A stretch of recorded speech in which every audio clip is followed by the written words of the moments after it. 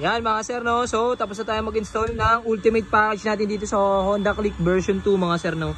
Tapos yan yung installation natin mga sir, so ultimate package yan, pero yung ganyan lang yung wiring natin kanina kaysa dun sa kaninang wiring, no? So lahat yan mga sir balot ng yung mga harness natin, balot yan lahat ng rubberized na tape mga sir. Ultimo yung mini driving light, kahit makapal yung mini driving light, balot yan mga sir, no? Grabe.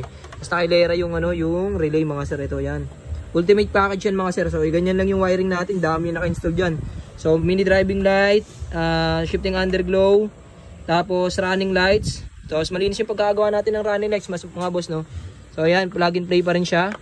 Tapos makita nyo naman, walang sugat-sugat dun sa mga lente nya, oh. Grabe. Grabe, ganyan gumawa si Motorific Garage mga sir, parang stock lang. Madumi lang yan mga sir, no? Pero yung glue nyan, okay na okay yan mga sir.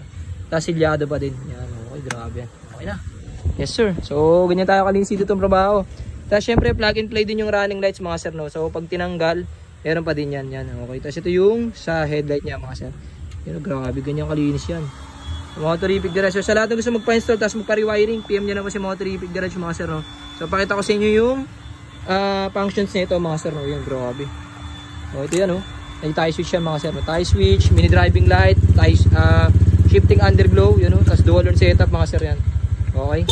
Stock, louder mga sir. Okay, grabe. Yun, no?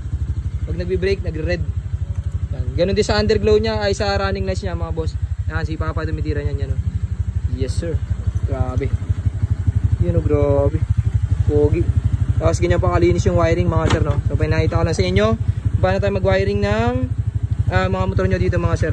Yan yung tinatawag na wiring with love. Yan. Naka-relay sa akin pa. Yes sir.